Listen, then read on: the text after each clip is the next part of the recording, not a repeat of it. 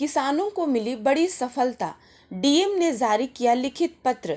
सोनभद्र जनपद के कर्मा ब्लॉक अंतर्गत ग्राम सभा लोहरा, गुलरहवा, तकिया एवं बट में 1000 हेक्टेयर भूमि अधिग्रहण कर औद्योगिक गलियारा बनाने के उद्देश्य से चिन्हित की गई भूमि को किसानों के भारी विरोध के बाद जिला अधिकारी ने वैकल्पिक भूमि चिन्हित करने का आदेश मंगलवार को जारी कर दिया।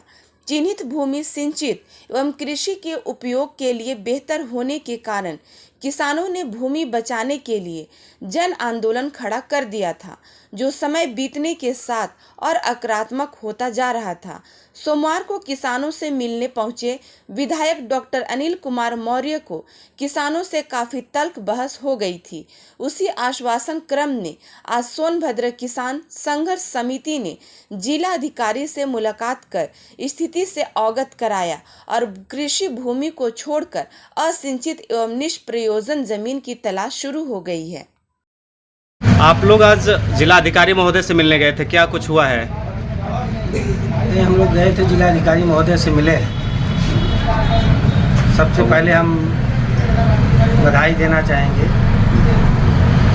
सोनभद्र किसान संघर्ष समिति को, उसके पदाधिकारी डॉक्टर रविशंकर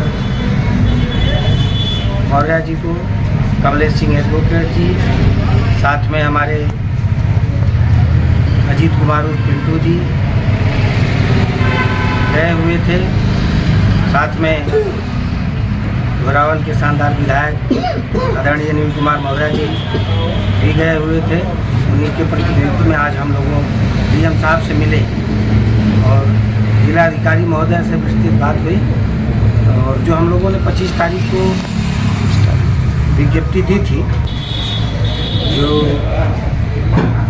25 तारीख को हम लोगों ने विज्ञप्ति दिया था, ग्राम सभा मुतल के तकिया दरगाह, ग्राम सभा लोहरा के गुलरहवा मौजा और बट के ज़मीन का सर्वे जो हो रहा था औद्योगिक गलियारे के लिए, उस संबंध में वार्ता हुई। उन्होंने उस पत्रक पर जांच कराया और हम लोगों की भूमि सिंचित पाई गई और सिंचित पाई गई, इसलिए उन्होंने कहा कि भाई देखिए किसानों की भूमि है, सिंचित है, उपजाऊ है और सोन बहुफसली है। सोनभद्र में बहुत सारे ज़मीनें हैं जो इससे सस्ती और असिंचित है।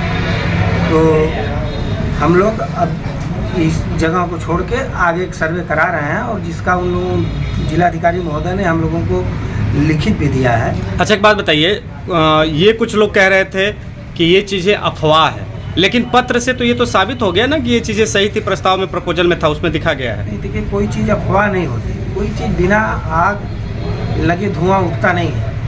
और अगर अफवाह थी तो आज ये पत्र आ गया है सामने, ये उनको पढ़ना चाहिए और देखना चाहिए। तो अगर कोई मुद्दा है, किसानों का मुद्दा है, तो उसमें सभी लोगों को एक साथ मिलके संघर्ष समिति के साथ लड़ना चाहिए, आगे बढ़ना चाहिए और कोई चीज़ झूठी नहीं होती। देखिए जो लोग झूठ कह रहे हैं उनको ये सबूत के साथ हम दिखा रहे हैं कि ऐसा कोई मामला नहीं था, यह लड़ाई थी और संघर्ष समिति के बैनर तले इसे हम लोग जीते हैं। कंपनी तक ये सर्वे चला गया था, लेकिन जिलाधिकारी महोदय ने कहा कि आप लोग हम लोगों से भी फास्ट निकले, समिति का गठन भी किए और हम लोगों इतना धरना प्रदर्शन की ही देन है कि आज ये जमीन फिर बची और किसानों को मिली। आप लोगों की अगली रणनीति क्या रहेगी?